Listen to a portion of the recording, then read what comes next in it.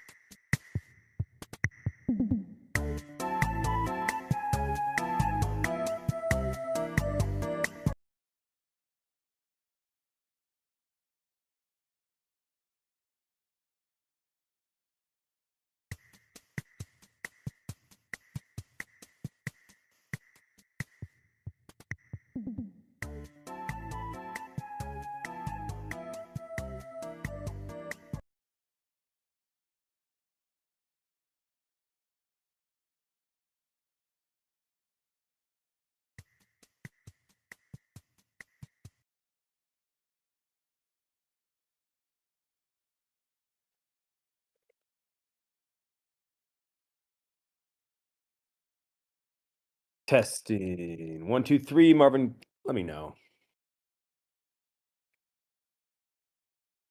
There you go. Just like that.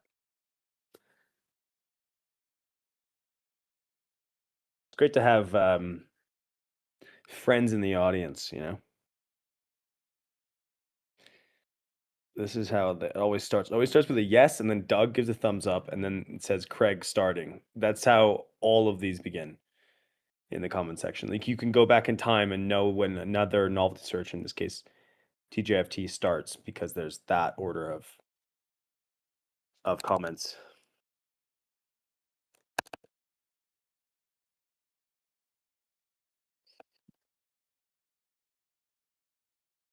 Okay, here people come.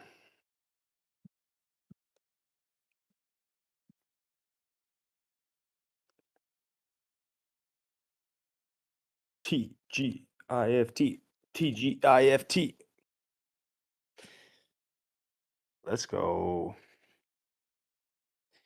Welcome Smile. Welcome Tauception. Welcome Oliver. Welcome Marcus. Spearhead. Taoist. That's fucking good. I like that. Gooths. We got Rich in the house. Grambo. Whoa, okay. Now it's going too fast. Iwaku Kazoo. Algo Trader. We've got Mark. We got Try the Latest. We got Vonktura. Kiwi. Happy Coin Crypto. Patrick. Bit Voyager. Some of these names make other names sound so boring. Like Razman, and then they just be like Nick. We got Crypto exclamation mark. We got Razman. We got Super Michigan. GMs multiplied. Mr. Twitsy. YWY do a jump shot. TR. Just keep it real. Angelito. Dimmy. Diverse. Jern. D9. Subnet Mag. Hotshot. SVAYT.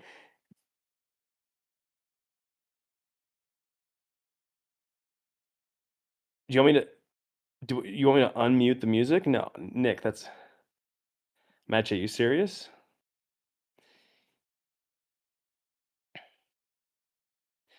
Cool. People are rolling in.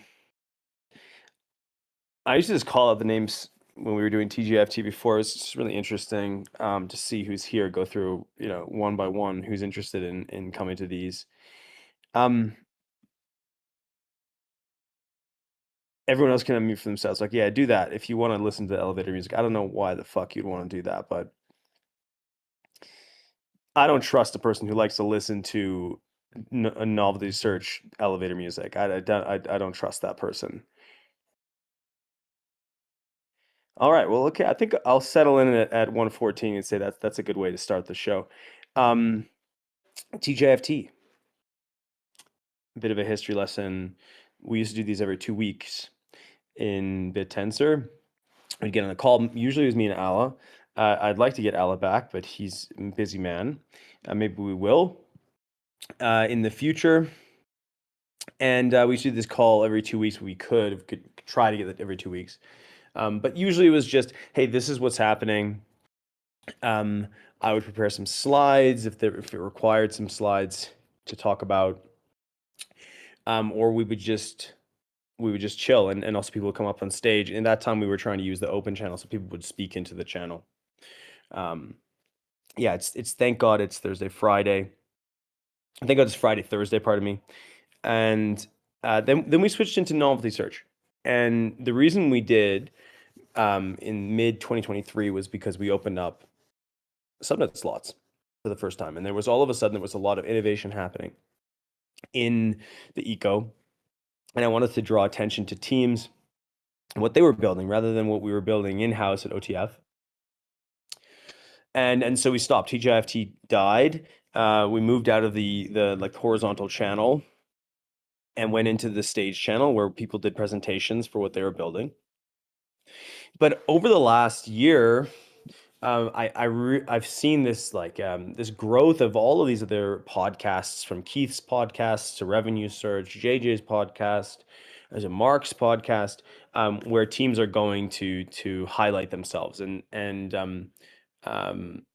I think I think it's more important that people use, you know, the community to highlight their projects, and then novelty search stops being such a big deal for teams. It's sort of like a stamp of approval from OTF, and it's just it stopped being very interesting for me to do that, because I'm not here to stamp people's approval, to be a stamp of approval for teams. I actually just want to talk about ideas. And honestly, just talk directly to the BitTensor community about what's going on from the way I see it. So thanks for everyone coming. And maybe this would be, you know, a good first call for us going back into TGFT land. Apologies right out the gate to Sports Tensor, who we canceled to make this call. They're doing some awesome stuff. They just did a revenue search, I believe, a couple days ago. They have the launch of Almanac. Lucian and Neuromancer are doing some amazing work. So it was apologies to them to cancel their novelty search just as we transitioned into TGIFT. So go see what they're doing, and don't let this you know, take away from their time to shine. Okay, so there's actually two major things that we want to talk about today. The first of them is root claim, and the second one is a change to a mission. And I thought I would start with the root claim, because this one's not new or potentially novel for people to learn about. And then some people have heard about the changes to a mission, but they don't. Yeah, they probably shouldn't have learned about that. We were trying to keep it fairly close to the chest, because we didn't want people to try to manipulate or like, you know, have a conversation without us presenting and selling really this idea. So the first one is root claim. And before we launched DTAL, there was a very interesting debate about whether or not we wanted to do what was called root claim. Another term that we used to describe it was airdrops. And the question was whether or not people that are staked on root should be allowed to receive their dividend, their tau dividend that they get by holding tau on root, from across the subnets in the alpha token. And so, simply, for those that don't understand it, um, uh, if I have one tau on root, it represents itself as 0.18 alpha on every subnet on BitTensor, and that's called root weight, 0.18. So 1 tau to 0.18 alpha on every subnet. And that 0.18 alpha still collects dividends across all of the subnets on BitTensor.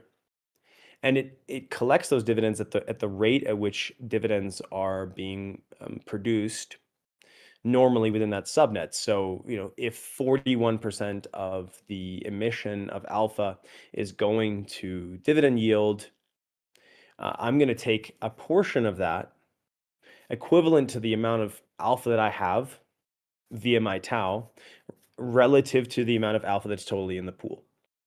So this is why initially when a subnet is registered, there's no alpha.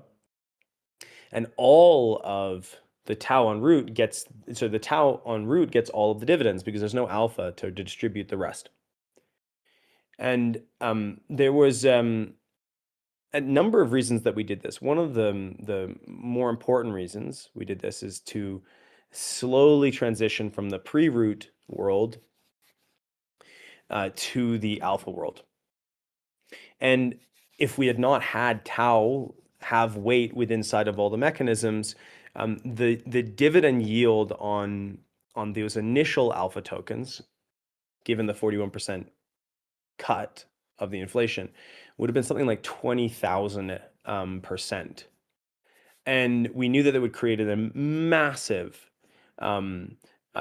race to the door and push the prices of alpha tokens exceedingly high, and we'd get the worst possible chart you could imagine in crypto.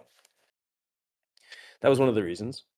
And another reason was that we wanted to make sure that the distribution, the consensus didn't explode or break apart when we transition to alpha. If there's only one alpha token initially, and there's no stake weight, you can manipulate that stake weight very easily. So if you were to get that first alpha token, you could actually attack a network and make it so that you never lost control over a subnet because you had the one alpha. You gave all your miners the remaining emission minus the subnet owner what they got, and that was runaway. So if you're getting 81% of the emission, you wouldn't be able to ever be dethroned from the system. There was another aspect here where we wanted to have some policing, and which we did initially when we launched DTAO. There was some subnets that just attempted like pure Ponzi's, and the validators got together and said we're going to run burn code, and this is an ongoing process right now, and that's enabled by the fact that there is weight on the larger validators that come from subnet 0. So that was an important thing. And then finally, and this is more of an economic argument, we wanted to provide a risk-free yield for root stakers. This is something that people really truly wanted. They said, I don't want to participate in the alpha tokens. I want a risk-free yield on tau, and that was actually the thing that people pushed back the most on when we talked about moving to dynamic tau, was the fact that there would be no risk-free yield, there'd be no root staking, and they would be forced to take on an additional level of volatility and insecurity by purchasing the subnet tokens. And so we built this mechanism as this bridge over from root to the alpha tokens. We simulated this many times to see what value we should use, and we settled on the one that we have right now of 18%, which created which gives the tau weight on all these subnets. As a consequence of having this weight, and this is where I'm leading, tau on root gets dividends. Should that dividend be provided to the root stakers as the alpha token, or just auto sold into tau? We chose on March 14th, we chose to go for the auto sell. In all of the simulation that we did, even though this provided automatic sell pressure. Root sell pressure is just automatically sold, and this is why we see some red in the charts. We've seen red in the charts over the last 4 or 5 months as this root sell pressure sort of um, um, dampens the market's upside potential. Um, we did this because we saw from simulation this actually helped allocators. And it meant that the people that owned the subnets in the end, the people that took a large share of the subnets that actually crossed the bridge into the subnet domain, they would be the ones that came to own the subnets long term. And we felt that that was the way that it should be. People that took action to participate in the subnets should be the ones that are rewarded, and instead of those that were taking the risk free, they would just come to get a large share of your network, even if they never made that decision. This airdrop design effectively just gives people control over your subnet that they didn't earn. Perhaps they didn't make an actual decision to to enter the subnet and take risk. And so do we want those people as holders, as like massive holders in your subnet? That was one part of what led us to go for root cell as opposed to airdrop. Another argument was actually just around the pure scale of doing of distributing tokens per account holder, airdropping them 128, 256, 10,000 tokens for all of the myriad of tokens that we were going to create, as the early goal of DTAO was actually to scale much larger than 128 subnets, but actually just to go into effectively infinity into the number of subnets that we had on the chain. So it was computationally impossible for us to do that type of airdrop across an increasingly large number of subnets. So we had to sell the root dividends. Fast forward a little bit farther, and we decided to cap the number of subnets, and there was a number of reasons we did that. One of them is actually solved by the second thing I'm going to talk about today. But the original reason that we did that, the biggest reason we did that, was to reduce the complexity of the network. And as you could see, that we wanted to push up the quality of the subnets, the 128 that we had, instead of scaling sort of indefinitely and people losing track of what's going on, the inability for us as a community to make good decisions because there's just too many subnets. And so we decided to cap at 128. When we did that, it actually changed the computational cost for us to do non-root cells. So this would be that if you hold tau on root, you can actually get the dividends that you would be owed by having that tau on root. You'd be able to claim it as alpha tokens. And so we brought back a PR from that era. It was called Root Claim, which would allow people to turn on or selectively choose whether or not they want to have root claim as tau or root claim as alpha. For some people, that might actually be very important for taxation reasons. I don't know what that situation is, but they may want that. We also think that this may be very valuable too, because for some subnets, if as people decide to turn this on, if people choose to take their dividends as alpha, we will necessarily increase the holder base of the 128 subnets. As subnets go into the future, their root proportion drops. Right now, like Shoots has about 25% root prop, which means that 25% of the validator weight on that subnet comes from root. The problem is that as a mitigating effect of runaway subnets that are attempting to attack the protocol in one way or another, root auto sells. And therefore, the holder base, being small and not part of the community, doesn't have the ability to actually quote unquote punish or navigate or influence the behavior of subnets, because everyone is underneath the exact same condition of automatic selling. If instead we continue to, if we go to non-root claim and we have more distributed ownership, individuals can come and say, "Hey, I don't like this behavior. I don't want to participate in this subnet. I want to choose to claim on this subnet and turn that into Tau, but I don't want to claim here, where I like what they're doing." And so I think that another thing that we're very excited about this change potentially doing, is allowing for the community to have a much more selective effect on the network. If even though you're on root, even though you're passive, even though you're not really participating in the buy side operations of the chain, you can choose to selectively sell. Maybe for some, that's a very interesting thing to do because they find that the DTAU trenches they're too chaotic and dangerous, but they're willing to take and actually participate with their risk-free alpha dividends and sell the subnets that they don't like. It also means that for some subnets, the teams, for instance, I'll give you an example I think is kind of relevant right now, like Polaris. A lot of people are very what Polaris is doing.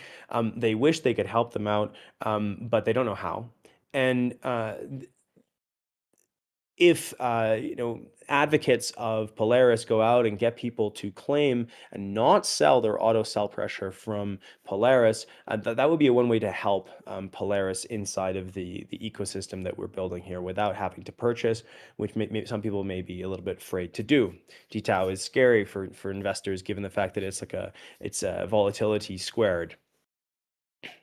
So this is what we built. So we went out, we used some really, really complicated lazy accounting, imagine having to distribute alpha tokens to hundreds of thousands of accounts. We had to structure a form of lazy accounting where we accumulate the amount of alpha due to account balances as a global associated with the validator, and then update this amount plus a debt per an account when these claim operations occur, and then to amortize them across many blocks. So the visceral change for stakers is that your root dividends are not automatic, so they don't happen every 360 blocks per subnet. They actually happen once every 2 days. So this slows down the way in which dividends are going to be paid out to root claim participants. So you won't get them all every 360 blocks, but you'll get them once on average every 2 days. Totally at random. We actually use the block hash to do this distribution and do a hash directly into the number of subnets. So we project your hotkey and match it with the block hash so that we randomly distribute it. So you don't know when you're going to get your dividends if you choose to do that. And to do it, there's going to be a new command coming out next week. This is not released right now. It's going to be released on Monday, which is going to be something along the lines of BTCLI stake claim and BTCLI stake unclaim. And those operations will, for your specific cold key and hotkey, for your staking account, either turn on or off the ability to claim alpha, your dividends in alpha or your dividends in tau. Right now, the operation is global, which means it's either on or off for all subnets. So right now, you can't selectively choose that I want to claim on these subnets or these subnets. You will just be picking up your root dividends as a basket of goods, and it will be complicated. And when you're doing stake list, it will look like you have all sorts of what Mog Machine coined as like dust. If you're not holding for a very long time. It will perhaps affect some of the UI experiences for some accounts, the people that do turn it on, because they'll just have so many different account balances. And if you don't change anything, nothing will change at all. So if you don't turn on claim, your root dividends will be effectively exactly as they have been up until this point. Nothing changes, and you get your tau just on a slightly delayed cadence of once every 2 days rather than every 360 blocks. Okay. So in the future, we want to add features here where teams can, not teams, sorry, individuals can choose to claim on only a couple subnets. So you can choose to sell all of your root dividends on every subnet except the ones that you like. And that will be available through the CLI as well. But right now, we're just going to work with the simplest sort of like total global on or global off operations. Okay, so that's like the lowdown for a root claim. I'm actually this is because we're going to break this up into two sections. I want to answer questions now, so I'm just going to take some from the chat, um, and let's do it. Actually, if people can bring their questions back to the front of the chat, if you lost them and you said them earlier, but you'd like to know them now.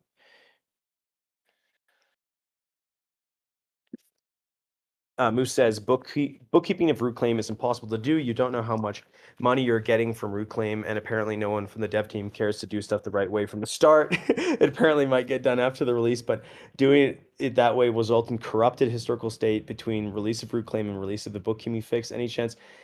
So if you have this kind of strict bookkeeping, simply just don't claim alpha. It's the only difference the only difference here is that when your yield on root will be something that happens amortized over 2 days rather than every 360 blocks, which is just a change in the amortization. If you were amortizing over block, you have to amortize over a longer period of time. Okay, so we have this one.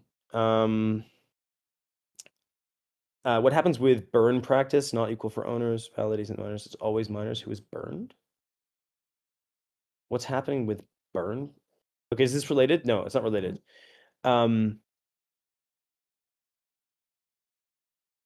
These are all sort of, I would say that they're not really related to what I was just talking about, Boromir. Can we bring those up? Can we bring those back up later?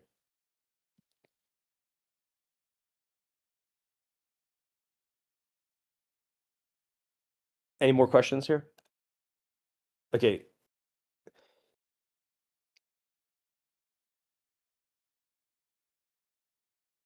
We have Curb Crawler saying,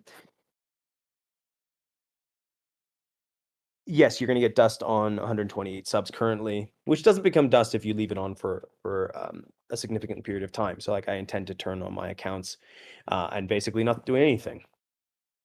Ref wants to come up. Ref, do you have any specific questions you want to ask on stage?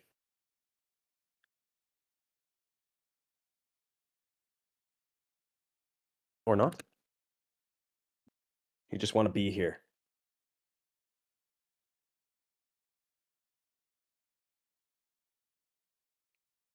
I can't hear you, Ref. Can other people hear Ref? No, no one can hear. Ref, do you just want to type your question into the chat? Sammy, maybe for the best. Ref, just type it in the chat. Okay, so I actually don't see. I don't see any more questions. Okay, Ben says, can you schedule a mainnet release in the morning for the US and Europe, et cetera, et cetera? Yeah, we will schedule it. That's a good question. We will do that for Monday. So this is a release that's going to go out Monday. We're testing it right now on dev and testnet, and then we're aiming for a Monday release.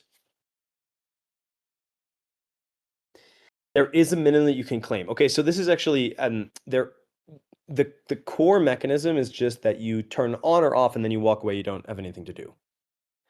If you turn it on, you get dust while you're asleep. But there's also an operation that you can call to claim your alpha tokens. You can claim the dividends through an extrinsic. Think of this as like a sub feature if you want to, but otherwise you don't need to think about it. If you want to optimize how you get your when you get your dividends, perhaps somebody that would like to do better accounting, for instance, like Moose, if that interests them, they can use that operation as well. But it's not the core feature. It's not the green path of this feature. Okay, so one of the upsides here that I think is exciting is that if a lot of people turn this on, like myself, I'm going to turn this on. Polychain might turn this on. Um, I think that it's going to enable a more fair price discovery in the alpha tokens, where instead of having just this automatic sell pressure, which is kind of demoralizing, I think, to the market, um, that gets relieved and only kicks in when those alpha holders, which there will be more, choose to sell their stake in a normal market. So it will have effect. We're positive on the prices. On the alpha tokens, we think that it probably will be positive to the market and less demoralizing for DTAO traders that feel like the protocol is just consistently against them. That's what I'm hoping. And I also would like to see, I'd like to see from many participants in this ecosystem that they turn it on and use it to be very selective towards the protocols and the projects that they like, right? Instead of just selling everywhere, right now you have an option to be very selective about which ones you like and which ones you want to promote and which ones you want to hold for the long term. And that might not just be a purely economic decision. It might be more about your ethics and your idea of what BitTensor can become, so that we fall more back into this idea of collective governance rather than just pure market dynamics and market discovery. Questions about Ledger, that's unrelated. Free the market, Zora says, yeah, hell yeah. Cool. So yeah, so that's gonna go out on Monday.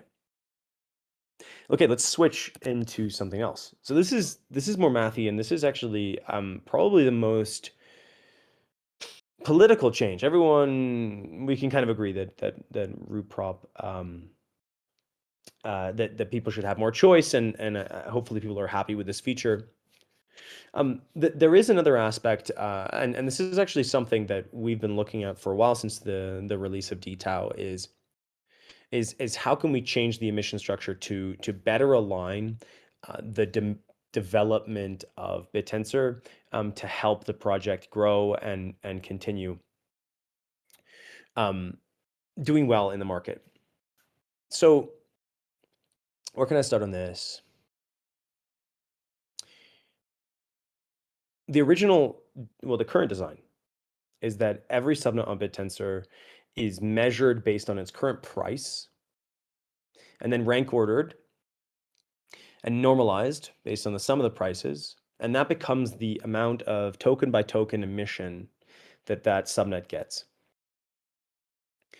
So the idea behind this distribution came from the idea that we should let the free market inside of BitTensor buy and sell the projects. And that's what we've seen over the last 6 to 8 months. We've seen, like, I would say, a very healthy dynamic TAO market where people are buying and selling the subnet tokens based on whether or not they think that they're good projects and they're healthy projects for the ecosystem.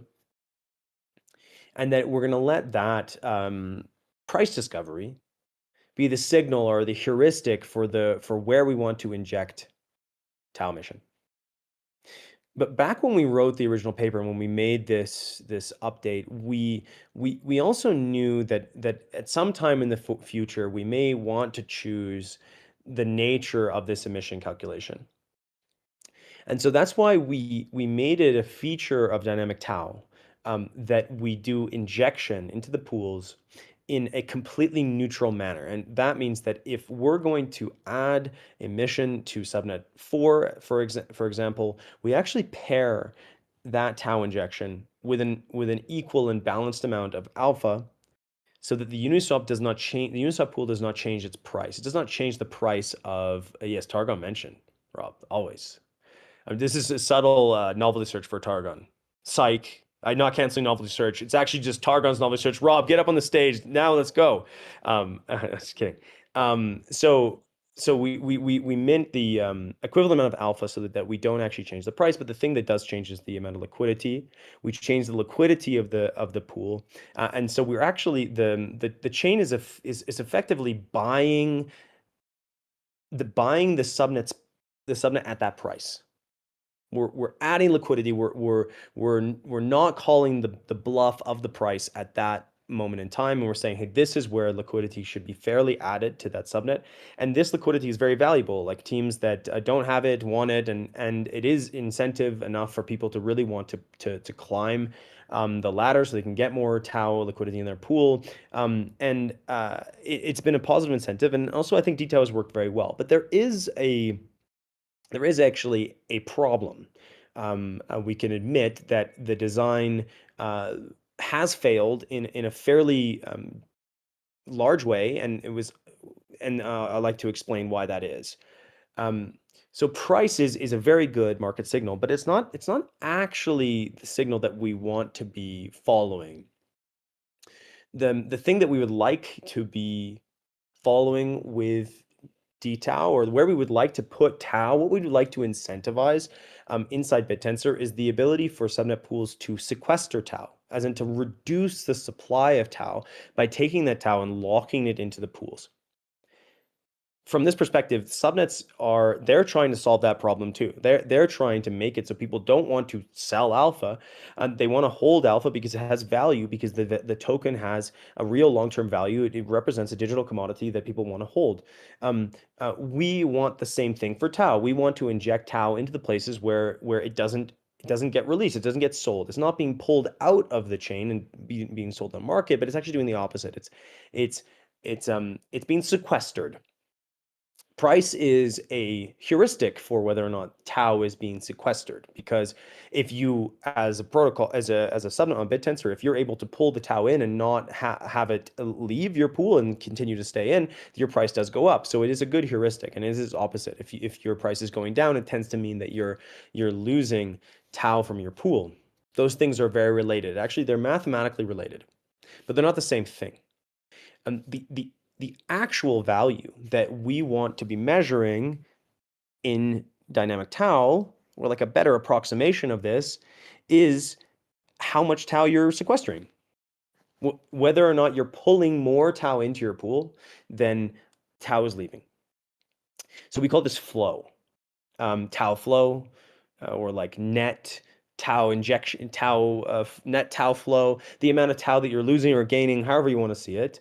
And for every subnet on BitTensor, we can measure the instantaneous flow block by block, whether or not you're losing Tau or gaining Tau every block. So this is Tau flow. Gee, I like that, Rody. That's cool. This is the exact thing we're measuring, and now price is very similar. And I'll explain, hopefully, to the viewers here, like they can think mathematically about how these things are related. So imagine you have a Uniswap pool, and there's positive flow. It means that Tau is flowing in. There's no Tau that's flowing out. Your price is going up. Indeed, given the amount of liquidity that's in the pool, if you have, say like 1,000 Tau and 1,000 alpha, that's the amount of liquidity that's in the Uniswap pool. You can calculate the exact change in price, P0 being the starting price and PT being the final price. You can calculate the exact change in price, the difference between those two things, PT, a final step, minus the original price, by summing the flow, some function of the flow and the liquidity. Because if the liquidity is very high, the flow won't change the price that much. And if the liquidity is very low, there's way more volatility in your pool, and the price will be changed drastically. If there's way less flow, if there's negative flow, if you're losing Tau and you have no liquidity, your price goes to zero. So the delta is very high.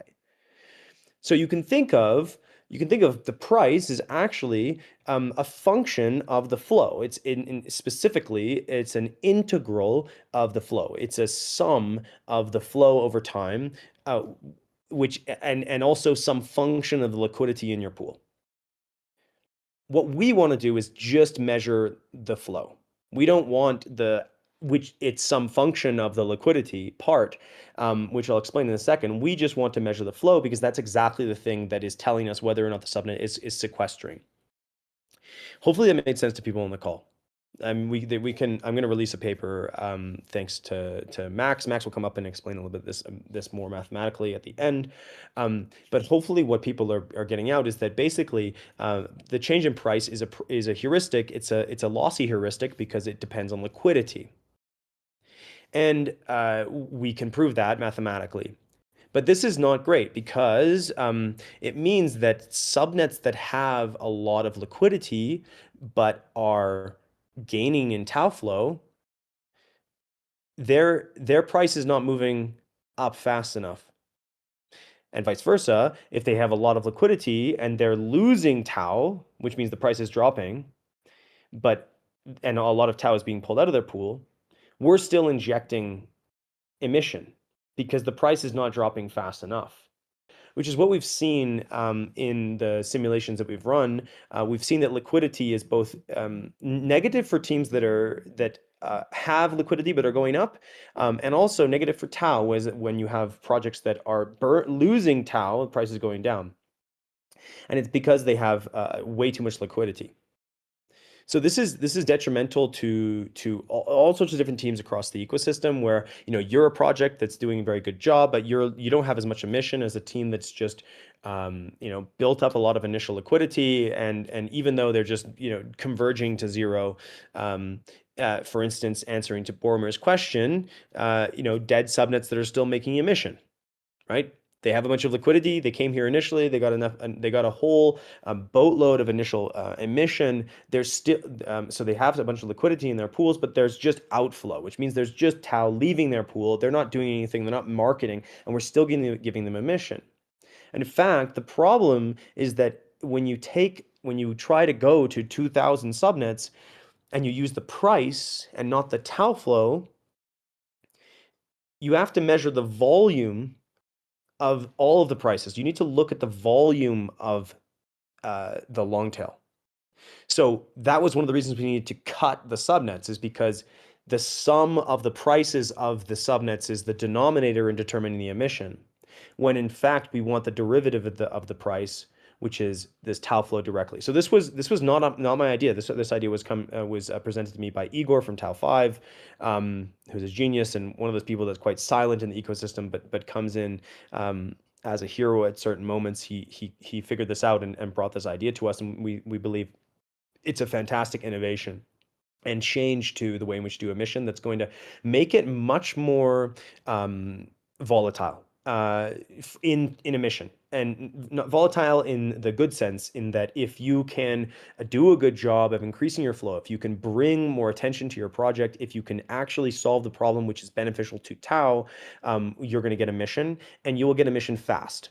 You can go from 0 emission to 10% emission in a very short period of time, based on some of the parameters that we're going to use. Now, we're not using the instantaneous emission. We're actually using an average or a moving average, sorry, not an instantaneous tau flow. We're using an average or a moving average of your tau flow over time. And this turns out to be basically a perfect approximation of your price without liquidity. So it's an unbiased estimator of the change in your price, which indeed is the better estimation of how well you're doing, what you're doing in terms of contracting the tau supply. So this is good for BitTensor for a lot of reasons, right? So number one, I think that it's good for BitTensor because it means that teams can get a lot of fidelity in the way they can move around in terms of emission. It's also good because we will remove projects that are dead. If they can't actually get constant buy pressure, they're not going to get any emission. So that's great for the actual the amount of incentive that we can give to good teams in the ecosystem, the ones that are building right here, right now. And it is specifically designed to do the thing that we all want, which is to constrain the amount of tau emission, or the amount of tau in the ecosystem, and take that basically off market. Every subnet on BitTensor basically becomes a vacuum for tau, directly and measured in the way that we want it to be. So that's the idea. Now we have a paper. We're gonna release it this week. Today, not this week. And also, this is implemented and it's going to go out on hopefully the Monday release. bit of an asterisk there. We're just gonna be careful about these releases, of course, and take some feedback from the community over the next couple of days because now it is known. Okay, just about the change of emission. There's going to be winners and losers. Of course, if you're a team that is currently a loser in the sense that you look at it, you're like, oh my God, my mission's going to zero. Don't worry for the following reason. Basically, if you've had a massive price appreciation and then you've had a slow decline, it's going to look like your emission is going to go to zero because this is exactly the type of situation that these are the exact subnets that are basically in a tau deflationary period. They're losing tau, but the emission will change as soon as the derivative of your price changes. So as soon as the protocol refines its equilibrium and starts to bounce back, your emission will go up again. So don't worry there. And also, if you're a project that's building, expect that we'll be able to get more emission to those projects. So the upside is good for you here. A point on us changing emission. We want to be able to reserve the right at OTF and also the builders in the ecosystem to change the emission slowly over time. We built it so that we could effectively be subnet owners, incentive designers for the protocol itself, taking what we do at the level of a subnet and abstracting it and doing meta incentives at the level of BitTensor itself. This might not be the be all end all of the way that we do emission. It's an initial step, and we hope that the feedback from the community is positive, so that we can continue to craft and iterate on how we do this as quickly as we can, as quickly as possible, right? So if we see a change, we make a change. If we see a problem, we can make a change to fix that problem within a matter of days, rather than having to go through like lengthy governmental processes. So we hope that there's some trust here for us to change this on a continual basis, which also means, please, as subnet owners, don't try to overfit to the current emission, just the emission zeitgeist. Hopefully fit to pushing more and more users to be excited about what your product is the primary thing. And we will dance with you in that to try to make the emission flow towards projects that are actually actively building and building properly on BitTensor to get more tau sequestration. There you go. That's it. Thanks for coming to my TED Talk. Let's go to questions. I know there's a lot. Actually, well, why don't we get Max on the stage? So maybe Max, you want to raise your hand if you're interested to come up here and add some color to this. Perhaps you can actually show. Yo,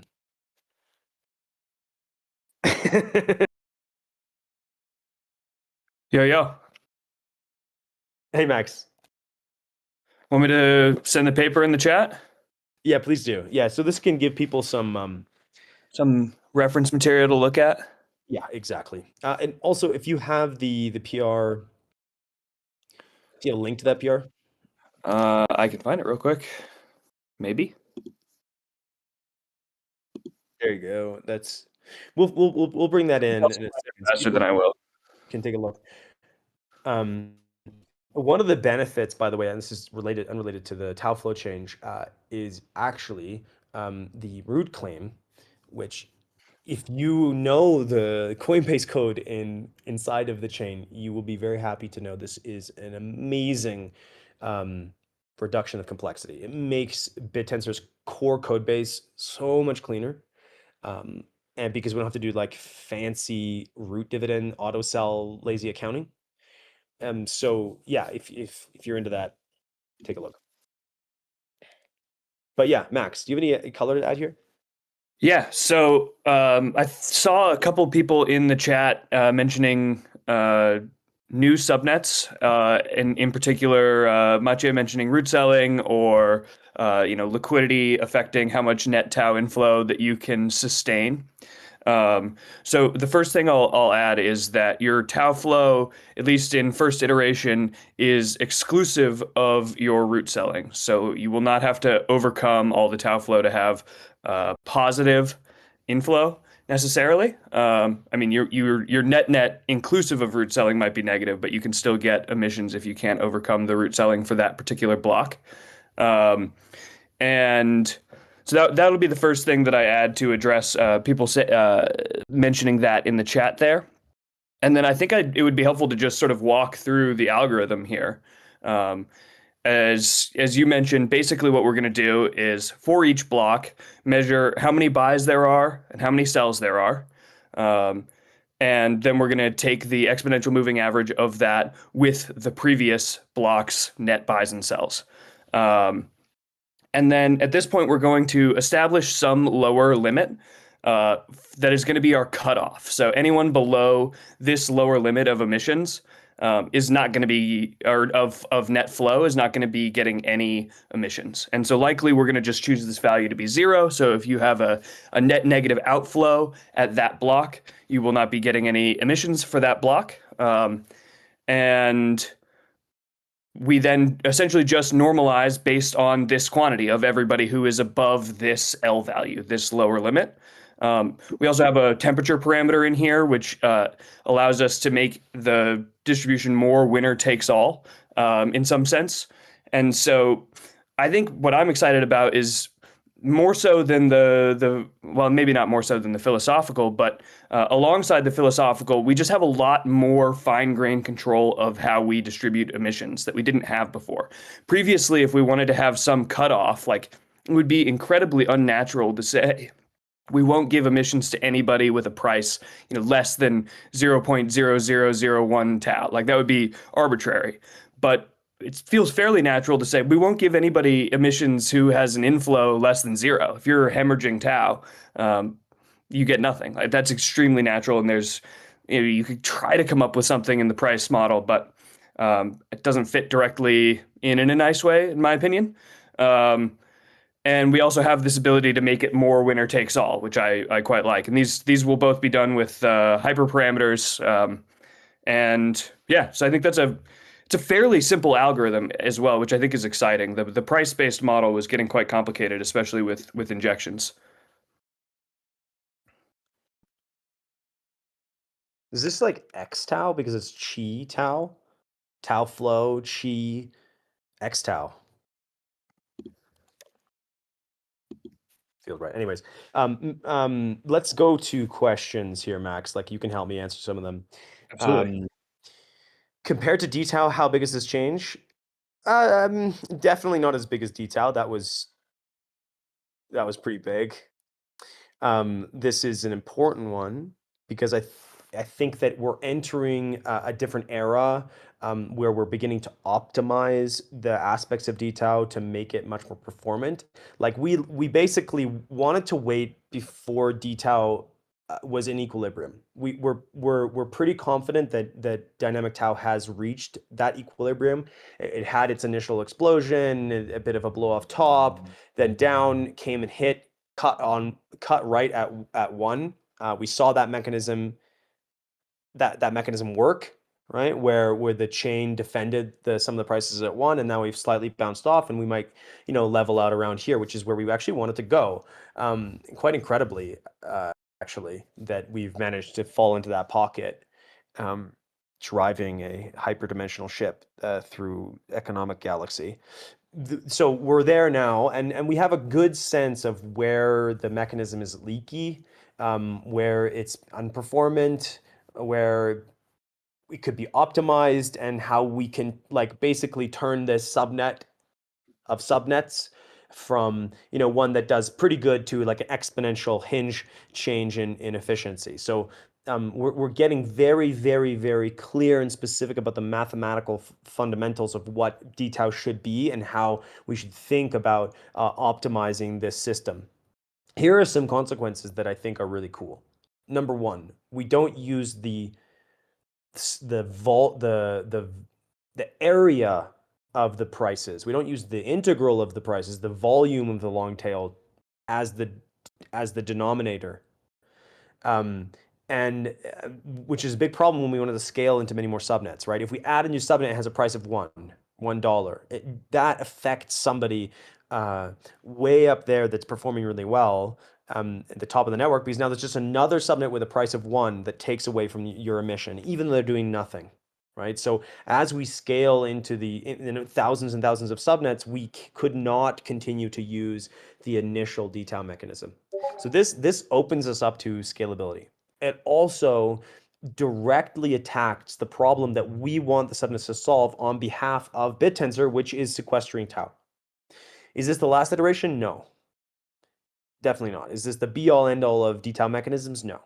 But it's the beginning, I think, of dynamic tau becoming itself dynamic. Wow, it's like dynamic d squared tau, and us mastering the like economics of how we can drive the ship towards, you know, more and more sequestration and really price increase for tau, right? Which everybody's pool is based on. So, okay, there's a lot of conversation happening in the chat. Max, do you see any specific questions that we should bring here? Yeah, so Doug asked, are we going to change the price I less than tau in ratio case? It will be rephrased. What that is like equivalent to saying is, are we emitting more alpha than we should be at this step? And so it'll be written in a more clear way. It can still be rewritten to be in terms of the prices if you want. But what's changing here is not how we determine the alpha. It's how we determine the tau in. Yeah, do we change things on the subsidy? Yes, we do change the subsidy. What we've done is actually made the subsidy much more explicit in the code, so that it's just if the prices drop below, if they in their totality sum drop below 1, then we turn off root prop, which is what we did and had, I think, more of effect than the subsidy. That isn't as effectual as just turning off the root prop cell pressure. So we've just made that more explicit, but we've kept it. So it does actually change the subsidy, but you have to look at the code to see how that happens. Could this incentivize more burn mechanism to reduce outflows? We will see more gaming, incentivize bonuses for holding alpha, tau. I mean, I think that I don't think that it accentuates this problem. I think it is actually always the case that a subnet is going to try to reduce its tau flow, because that is increase its tau flow, or more than anything, decrease the rate at which their price is dropping, because that's their capital. So their incentive to stop cell pressure is always there. The difference, and this is the important difference, Ash, is that if you're a project that can't get inflow, you don't get emission, right? So you see a lot of projects that are in this state. They have a higher price. There's nobody buying. Their price is going down slowly, but they have no cell pressure from mining, right? So they've reduced all cell pressure. They just have root prop, but root prop isn't really enough to drop their price to 0. And they're still getting a high amount of emission. So those projects that are basically dead projects, they get 0 emission. So it doesn't really matter to us if they go cut mining emission and do nothing, right? As long as we're not wasting tau emission on protocols that are not attempting to actually make, you know, positive improvement, positive flow into their pool.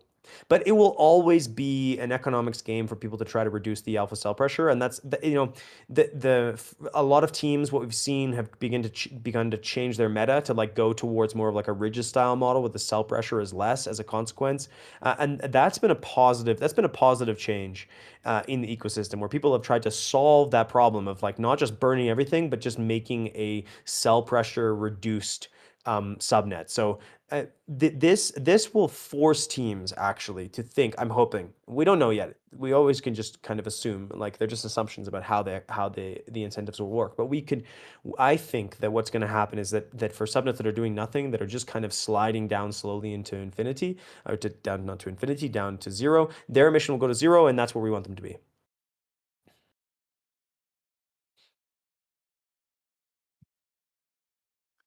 Does that agree with your understanding, Max, as well? Totally. I was looking for more new questions to answer. I feel like the end of this conversation is pivoted into discussions on liquidity. Like, again, the interesting thing about this is the tau flow it's related to price in an interesting way. Maybe this is not perfectly correct. Dr. Nick is not here to correct me, but it is the integral of the square root of price per unit liquidity, which is why when I will post a chart into the actually, Cons, did you already post that chart of the price and the turning into the emissions, the slow EMA turning into the price? Yeah, why don't you just bring yours in? Okay. Yeah, so when we take this integral, when we consider tau flows, we're taking the integral of the square root of price per unit liquidity, and so we're basically nullifying the importance of liquidity in this in what determines if you get emissions or not. By measuring it per unit liquidity. And so we're hoping that bigger subnets should not be at any sort of intrinsic advantage versus smaller subnets. Yeah. And I think that's so correct. it's beneficial. So if you're a small subnet with no liquidity, the root cell pressure or like small amounts of cell pressure on like can be incredibly damaging to your mission, right? And then you by comparison to subnets that have a bunch of liquidity that are doing fuck all, that cell pressure gives them a lot of emission, even though it doesn't change their emission very fast.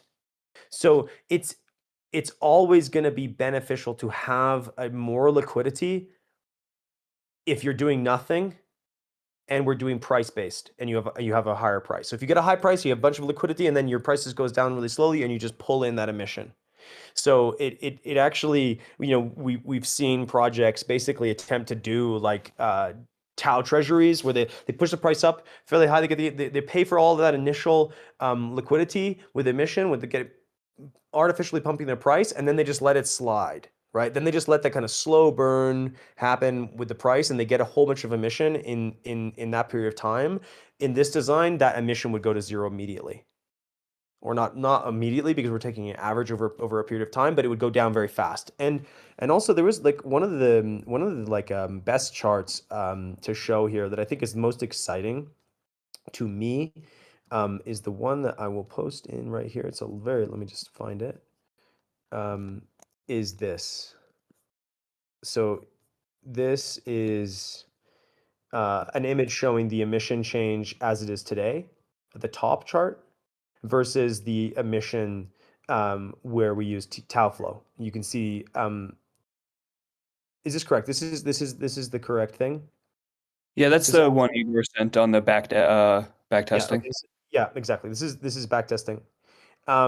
And so this is how emissions would have changed over that period of time. So as an example, I think 62, that we see ridges, right? So ridges in its period of like massive expansion would have gotten a lot more emission. Then as it dropped and tau was leaving the pool, it would have got less emission. But then the fidelity to come back up into emission, as you can see, it's like a much more dynamic form of emission distribution that is going to be much more exciting for teams and a game that they can play with more fidelity.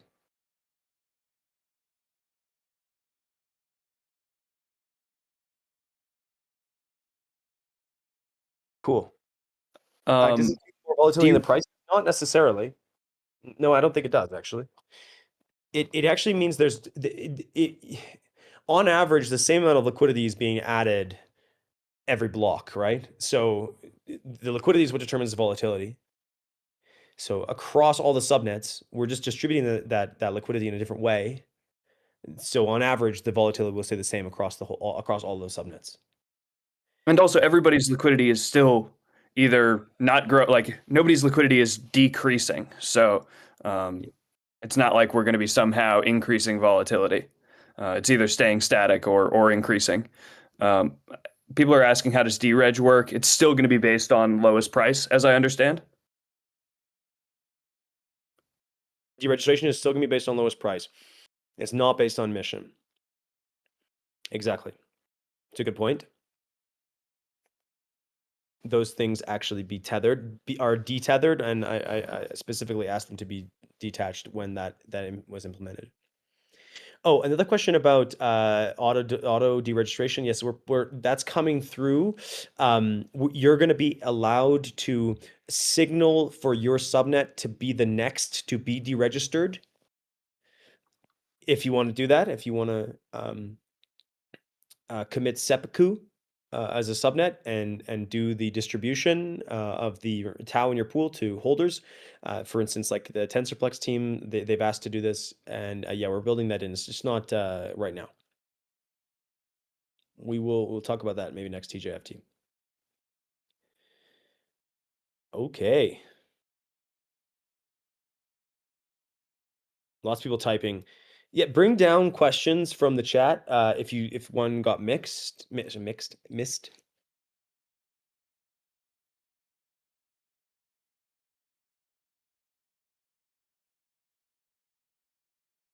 The questions for Rob. Rob, we should just back off. You should just do a novelty search on Hone at this point.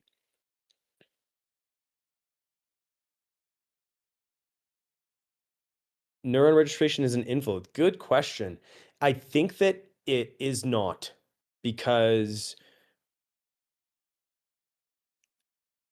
it's just a burn, and I don't think the burn goes into a purchase. If I'm wrong on that, please correct me. If it is if the burn registration is a purchase of the pool, then the answer is yes. But I believe we specifically did not do that so that people didn't play that game. Yeah, unless the diff changed since the last time I looked at the PR, it is not an inflow. With a 30-day transition from EMA prices to net inflows, tau emissions, we would land at 100% base net inflow tau emissions around the tau halving, probably. Interesting. Okay, everyone's just talking about Hone now in the chat. And Rob's memes. Yeah, we will definitely throw a TGFT about that. Okay, hell yeah. Well, this was great, guys. It's fun to be on stage. Hopefully that was entertaining for people. We will stop it here. I don't see any more questions. Yeah, thanks y'all for coming. How was China? China was dope. China's vibe. Wow, really cool. I will do a TGFT on China. They know how to get stuff down over there. And there's actually a lot of people in China that mine BitTensor. Of course, some of you miners already knew that.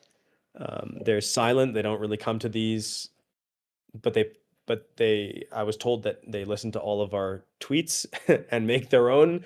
They just use the auto translation. There's a lot of H800s that mine, which is the Chinese chip, a lot of H800s that mine.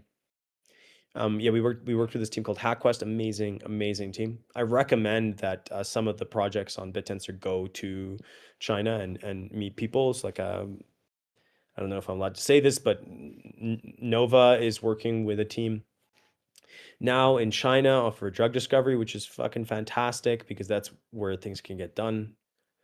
And Tao is actually a Taoist concept, so they really liked that.